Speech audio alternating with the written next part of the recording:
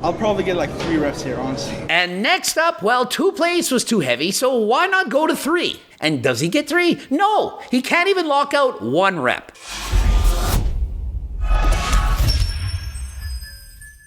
Coach Greg, and in today's video, we're going to be going over Oliver Forslin and Larry Wheels' chest workout. I had a sneak peek when he lifted up his sleeve. Impressive. Thank you very much. And so Larry Wheels is shocked at the amount of muscle that Oliver Forslin has put on. Since they last met up, he's actually the same weight, but he's lost a significant amount of body fat. Larry says you were closer to 20% body fat when I met you, and now single-digit body fat, having competed only 3 weeks prior. And as you can see in the front double bicep, Oliver Forslin, although not quite as big as Larry, certainly holding his own and possibly could beat Larry in a classic physique competition. And considering Oliver's just competed, posing is actually better. You can see his arms held a bit higher, looks better. Larry Wheels continues to pose incorrectly with the elbows far too low. Because of this collab, we told him in advance, you actually stayed on the diet a bit, right, to help maintain your physique from when you're stage ready. So we appreciate that. And so rather than continuing the diet for 3 more weeks to stay in shape for the video with Larry, better to go on a surplus, put on some size, and not try to be shredded year round. The last time I saw you, I was just telling him off camera, you looked 20% smaller. Yeah, I was probably 20% smaller, but I was at the same weight. That means that he's lost all that fat and technically turned it into muscle.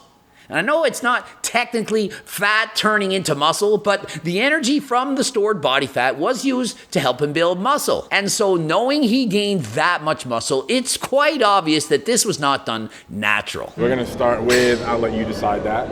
Okay. I want to follow your traditional bodybuilder chest routine. And so this is going to be a proper bodybuilder chest routine. It's not powerlifting, it's not strongman. This is what you should be doing in order to increase the hypertrophy of the chest muscles. And so Oliver likes to do a pre-exhaust exercises to add pump and get warmed up.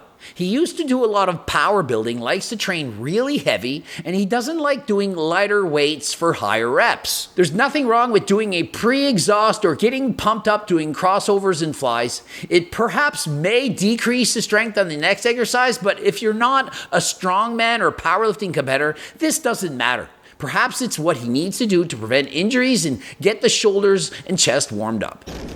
I also like to start with stuff like this, just because when I move on to like the next exercise, which probably is going to be like a press movement. And when doing the warm-up, although it's with a really light weight, you shouldn't speed through it. You should continue to feel the mind-muscle connection.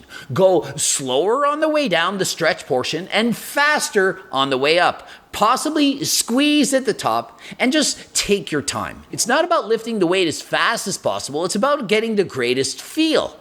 And if you're timing your sets, close to 40 seconds would be an appropriate amount of time. And so if you're going really fast, doing 10 to 15 reps, perhaps the set's only taking 15 seconds. Slow it down.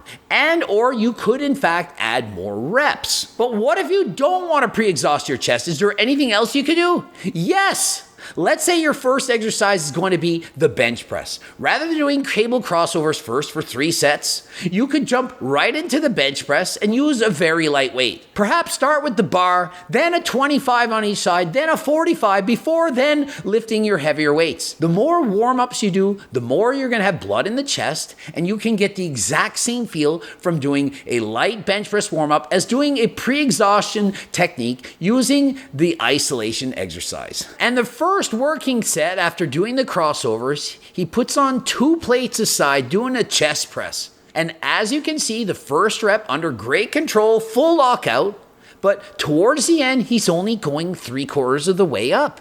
Why is that? Because it's too heavy. But listen, he's training with Larry Wheels, trying to keep up with the weights Larry's using, but he can't. And so you need to leave your ego at the door. Just because you can lift more weight on the bench press or on another machine as on that machine doesn't mean you need to use the same weights. Who cares? Just because you can lift 6 plates on one machine, you only have 2 or 3 on this one, doesn't make the muscle feel any different. The muscles don't know the weight on the bar. It only knows if it has to contract or not contract to lift the weight up. And so my opinion, Oliver started way too heavy, 2 plates aside, couldn't even get 10 full reps with it, and that's his first working set. Perhaps he could have started with 1 plate aside, then gone a plate and a 25, and then followed that up with 2 plates. I'll probably get like 3 reps here, honestly. And next up, well, 2 plates was too heavy, so why not go to 3? And so he puts 3 plates on and says, yeah, probably only gonna get 3 reps. This is a bodybuilding workout. It's not for powerlifting. Why are we putting on a weight that we only think we can get 3? And does he get 3? No, he can't even lock out 1 rep. And so why are we maxing out? And so what I've witnessed is 3 very light sets of crossovers, followed by a heavy set on the chest press, and then a 1 rep max. Does that make sense? Why would we do that? Why is he not doing 10 to 15 reps on each and every set? There's no reason to push very heavy weights when you're trying for muscular hypertrophy. If your goal is to get strong, sure, you gotta lift heavy. But if you wanna build big muscles, there's no reason to be pushing weights below 5 reps. All that matters is that your muscles are working close to failure. And so whether it takes 1, 2, 3, 10 plates to get that feeling, that doesn't matter. Personally, I'd rather have a machine that uses less weight. I hate going to the leg press, having put 10 plates on each side before it starts to feel heavy. I'd much rather have a machine that feels heavier with less weight. That's less work for me. Also, have to buy less plates. And so stop worrying about your ego and simply go by the feel in your muscles as you're lifting. And notice Oliver, he's training to failure, but he's giving up too soon. Rather than going to complete lockout, he stops 3/4 of the way up as it starts to get difficult. And so rather than trying for 10 reps, why not stop at 8? Do 8 clean reps, and if you want to go past that, you can do partials, forced reps, drop sets, and so on. And we can really see just how strong Larry is. Oliver Forslin, not a weak guy. Guy has a ton of muscle, has 2 plates on each side, getting 8 to 10 reps. Larry Wheels, 4 plates, getting 8 reps. Absolutely incredible. And Larry Wheels is on HRT. It's been off for about 6 to 7 weeks. He probably will continue to get weaker, but for now, he's still stronger than last time. 1 plate. Feels like I'm 14 again.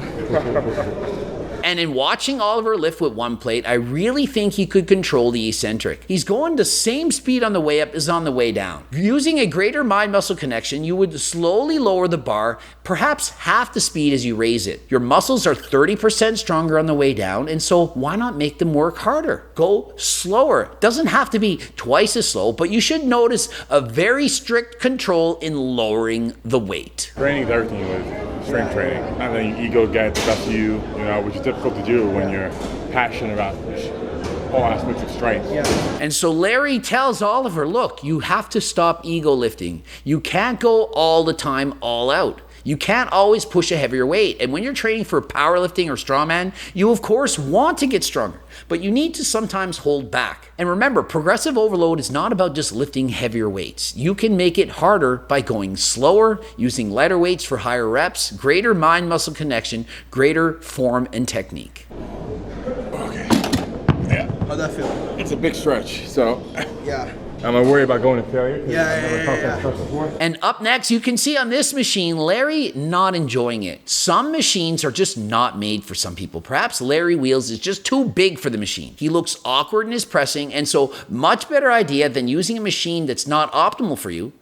Pick and choose the machines that work best for your own training. And in comparing Larry Wheels' form to Oliver's, you can see Oliver's a lot better. He's able to go more to lockout. Larry, I believe, was grabbing too wide. He felt too much of a stretch, but he couldn't go up the whole way. Also, the bar path came from below the chest. Not a good idea. Going to put more strain on the shoulders. And so if I were Larry, I would scoot down a little bit, grab more narrow, and that would allow him to get a greater contraction at the top of the lift. And one thing you notice is that Oliver is going to failure and or beyond almost every single set. A lot of people think you need to hold back. Only go 1, 2, 3 reps from failure. But when you examine the best physiques in the world, the best bodybuilders, they almost always are pushing harder than everyone else. And so really think of it. Does it make more sense to hold back on all your sets or to really push yourself? Now, if you're an intermediate, and especially if you're a beginner, you don't have to train to failure and beyond like this. But if you've been training for 5 years plus and you've been pushing harder than last time, you need to find ways to really dig deep.